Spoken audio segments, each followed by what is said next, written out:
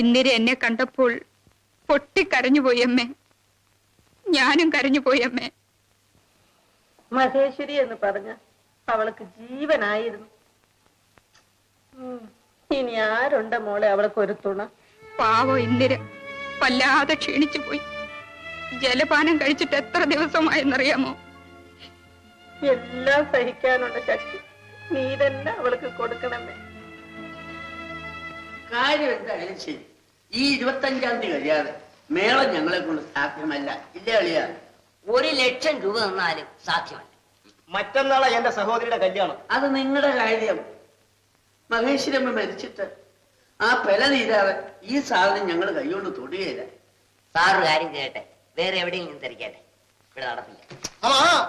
இந்த முகூர்த்தத்துக்கு கல்யாணம் நடக்கட்டும்.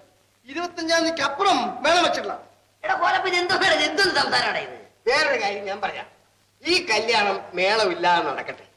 ഇതേ സഹോദരിയുടെ അടുത്ത കല്യാണം എല്ലാ മേളങ്ങളോടും കൂടി നമുക്ക് നടത്താം. സാറേ, സാറ് പോയാൽ സഹിക്കാനാവില്ലെന്ന് നമുക്ക് തോന്നും. പക്ഷേ സഹിക്കാതിരിക്കാൻ ഒക്കുമോ കുഞ്ഞുകുട്ട? എല്ലാം സഹിക്കാനുള്ള ശേഷി ദേവി നമുക്ക് തരട്ടെ.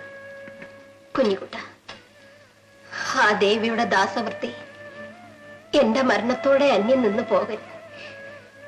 എന്ത് ചെയ്യാം, മഹേശ്വരി പോയില്ലേ. ദത്താണെങ്കിൽ നമുക്ക് പറഞ്ഞിട്ടുമില്ല. അതിന്റെ ആവശ്യമില്ല. നാം അത്ര ഭാഗ്യദോഷികളുമല്ല. കുഞ്ഞിക്കുട്ട, നമുക്ക് ഇന്ദിരയുണ്ട്. ഇന്ദിരയോ? അതെ, ഇന്ദിര. അവൾ പൂജാവിധികളൊന്നും അഭ്യസിച്ചിട്ടുള്ളവളല്ല. മാത്രവുമല്ല, അവളുടെ വിവാഹം നമ്മൾ നിശ്ചയിച്ചിരിക്കുകയല്ലേ. അങ്ങനെ നിശ്ചയിച്ചത് നമ്മളാണ്. പക്ഷേ ദേവിയുടെ നിശ്ചയം മറിച്ചായിപ്പോയി. കുഞ്ഞിക്കുട്ട, ഈ തറവാടിന്റെ പാരമ്പര്യം നിലനിർത്താൻ ഇപ്പോഴിതല്ലാതെ മറ്റൊരു മാർഗവുമില്ല. അമ്മേ, പോയി അവളെ ഉപദേശിക്കാം. വിഷമവും വേദനയും ഒക്കെ തോന്നും അവൾക്ക്. സാരമില്ല. 16 കഴിഞ്ഞ് നട തുറക്കേണ്ടത് ഇന്ദിരയാണ്.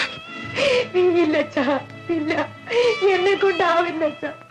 എനിക്ക് വയ്യച്ച. ഇതുപോലുള്ള പരീക്ഷണ ഘട്ടങ്ങൾ ഇതിനു മുമ്പും ഈ തറവാട്ടിൽ ഉണ്ടായിട്ടുണ്ട്. അന്നെല്ലാം ദേവിയുടെ തൃപ്പാദ സേവയാണ് എല്ലാറ്റിലും ഉപരി എന്ന് തെളിയിച്ചിട്ടുള്ളവരാ ഈ തറവാട്ടിലാണ്. അച്ഛാ, 5 വയസ്സ് മുതൽ പഞ്ചശുദ്ധി വരുത്തി പൂജാവിധികൾ പഠിച്ച കന്യകയെ ആ സ്ഥാനം തന്നെ സ്പർശിക്കാവൂ. എന്റെ ചേച്ചി തുളസിപ്പൂ പോലെ പരിശുദ്ധയായിരുന്നു. പക്ഷെ ഞാൻ നിന്റെ വേദന ഞാൻ മനസ്സിലാക്കി. സർവാംഗ ശുദ്ധിയേക്കാൾ മനഃശുദ്ധിക്കാണ് മോളെ പ്രാധാന്യം. അമ്മേ, എനിക്ക് മാപ്പ് തരുമേ. ആ പതിവ് സ്വീകരിക്കാൻ ഞാൻ അറിയല്ലമ്മേ, അറിയല്ല എന്ന് വിചാരിച്ചവളാണ് ഞാനും. എനിക്കും ഒരു ജ്യേഷ്ഠത്തെ ഉണ്ടായിരുന്നു, സാവിത്രി. അമ്മയാകാൻ വേണ്ടി കർമാനുഷ്ഠാനങ്ങളൊക്കെ പഠിച്ചത് അവളാണ്. ഞാൻ വീട്ടുകാര്യങ്ങൾ നോക്കി വളർന്നു. എന്റെ അമ്മാവനൊരു മകനുണ്ടായിരുന്നു, ഉണ്ണി. ഞങ്ങൾ പരസ്പരം ഇഷ്ടപ്പെട്ടു, സ്നേഹിച്ചു, വിവാഹം കഴിക്കണമെന്ന് ആഗ്രഹിച്ചു. പക്ഷേ ദേവിയുടെ ഇംഗിതം മറിച്ചായിരുന്നു. മഹേശ്വരിയെ പോലെ എന്റെ ജ്യേഷ്ഠത്തെയും പെട്ടെന്നാണ് മരിച്ചത്. കീഴ്വഴക്കങ്ങളും ആചാരങ്ങളും എല്ലാം ഏറ്റെടുക്കേണ്ട ചുമതല എനിക്കായി. എല്ലാം ദേവിയിൽ അർപ്പിച്ച് ഞാനത് ഏറ്റെടുത്തു. മോളെ, ഇന്നുണ്ണി ദേവി ഭക്തനായി സർവാംഗ പരിത്യാഗിയായി കഴിയുന്നു.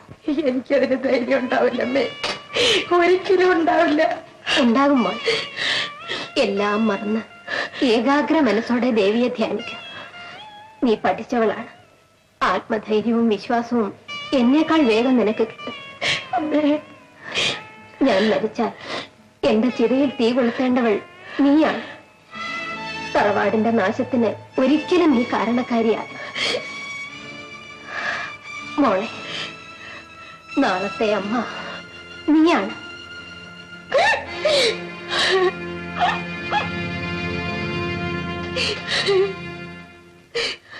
ആഹോ വല്ലഭേ സീതേ ആഹാ മൈഥിലീനാഥേ ആഹാ ജാനകി ദേവി ആഹാ മൽ പ്രാണേശ്വരി എന്നെ മോഹിപ്പിപ്പതിനായി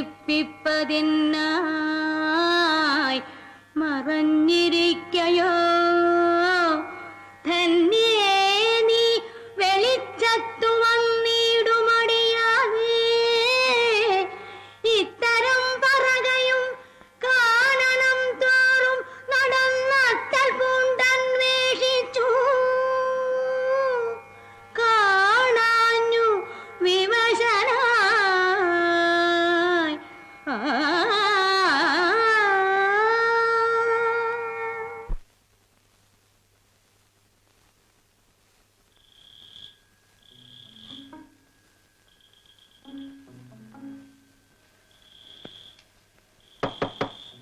ഇന്ദിരേ, ഇന്ദിരേ,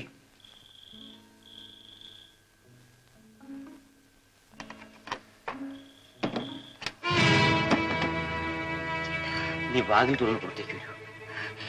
ചേട്ടാ ഞാൻ വരില്ല. ചേട്ടൻ ദയവായി ഇവിടെ നിന്ന് പോണം. ഞാൻ എങ്ങോട്ട് പോണം? നീ തന്നെ പറയൂ. ഞാൻ നിന്നെ ഉപദ്രവിക്കാൻ വന്നവനല്ല. ഞാൻ അത്ര അവിവേകിയല്ല. നീ പുറത്തേക്ക് വരൂ. എനിക്ക് ചില കാര്യങ്ങൾ സംസാരിക്കാനുണ്ട്. വരൂ. എന്നിരെ നിനക്കെന്നെ വിശ്വാസമല്ലേ? എന്റെ ദൈവത്തെ പോലെ ഞാൻ വിശ്വസിക്കുന്നു. എങ്കിൽ വാതിൽ തുറന്ന് പുറത്തു വരൂ. നിന്റെ വേണുചേട്ടനാണ് വിളിക്കുന്നത്. വരൂ.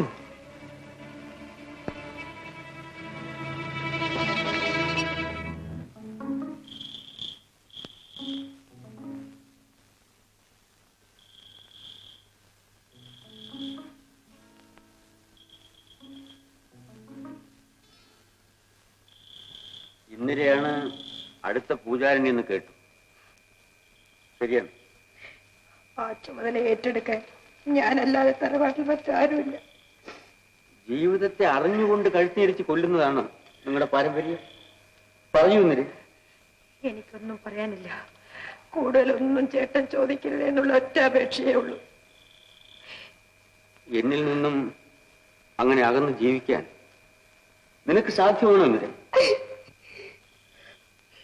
വേദനയോടുകൂടി എനിക്കത് ചെയ്യേണ്ടി വന്നു. ചേട്ടൻ എന്നെ മറന്നേക്കൂ. മറന്നേ തീരൂ. എത്ര എളുപ്പത്തിൽ നീ ഇത് പറഞ്ഞത്. ദൈവത്തെ സ്നേഹിക്കുന്നവർക്ക് മനുഷ്യരെ സ്നേഹിക്കാൻ കഴിയില്ലേ ഇന്ദിര? ഇന്ദിര, നീ ഇല്ലാതെ എനിക്ക് ജീവിക്കാൻ സാധ്യമല്ല. അയ്യോ, ചേട്ടൻ എന്നെ തുടരുത്. ഞാൻ അത്രയ്ക്ക് പാപിയാണ്. ചേട്ടാ എന്നോട് ക്ഷമിക്കൂ. ചേട്ടൻ എന്നെ മറന്നേക്കൂ. എന്നെ മറന്നേക്കൂ.